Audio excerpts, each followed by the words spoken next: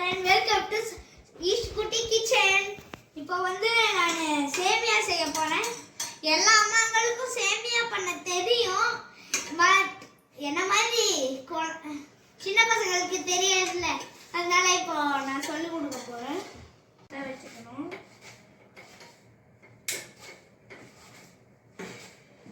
Friends என்ன காஞ்சிருச்சு. இப்போ இந்த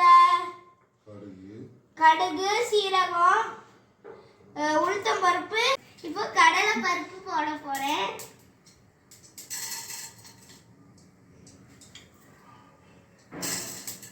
फ्रेंड्स இங்க பாருங்க, இது நல்லா பொரிஞ்சிருச்சு. இப்போ நம்ம இதெல்லாம் போட போறோம். ஃபர்ஸ்ட் நான் இஞ்சியை போட்டுறேன். அப்புறம் வெங்காயம்,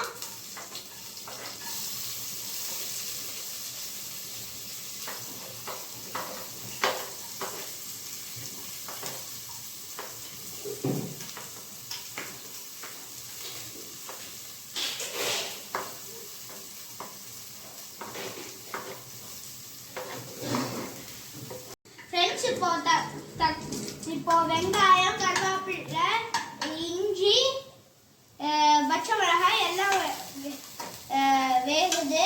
இப்போ நம்ம நல்லா கிளறி விடணும். இதை அடுத்தது கொஞ்சம் பெருங்காயத்தூள், கொஞ்சம் மஞ்சள் தூளும் போடணும் ஃப்ரெண்ட்ஸ்.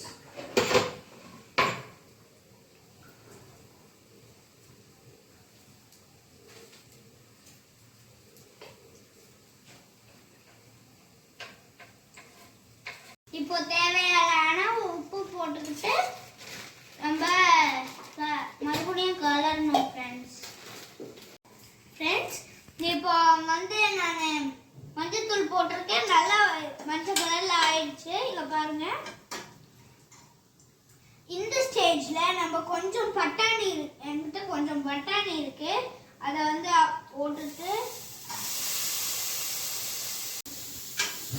ஃப்ரெண்ட்ஸ் இப்போ பாருங்க, பட்டாணியும் கேரட் எல்லாம் போட்டு நல்லா சேர்ந்து வணங்கிட்டு இருக்கு.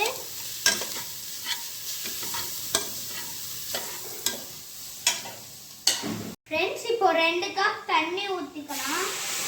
அளவு 1 கப்புக்கு 2 கப் தண்ணி ஃப்ரெண்ட்ஸ். இப்போ ஹெல்த்தியான ஃப்ரூட்டான சப்போட்டா சாப்பிட போறேன். ஏன்னா இது கொஞ்சம் சம்மர், அதனால ஜூஸியான இதெல்லாம் சாப்பிடுறேன் ஃப்ரெண்ட்ஸ். சம்மர்க்காக நீங்க நிறைய ஃப்ரூட்ஸும் வெஜிடபிள்ஸும் அப்புறம் நிறைய தண்ணி குடிக்கணும் ஃப்ரெண்ட்ஸ். ஐஸ்கிரீம்ஸ்லாம் சாப்பிடலாம், ஆனா ரொம்ப நிறைய சாப்பிடக்கூடாது ஃப்ரெண்ட்ஸ். இப்போ இந்த தண்ணி கொச்சதுக்கு அப்புறம் நம்ம சேமியாவை எடுத்து கொட்டிடலாம். தண்ணி கொச்சிருச்சு ஃப்ரெண்ட்ஸ். இங்க பாருங்க, ஏதோ வாட்டர் ஃபால்ஸ் மாதிரி இருக்கு.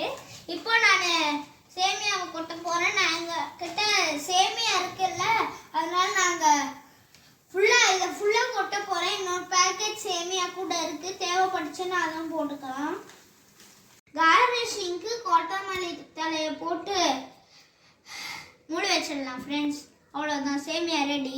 By bye from ஈஷ்குட்டி.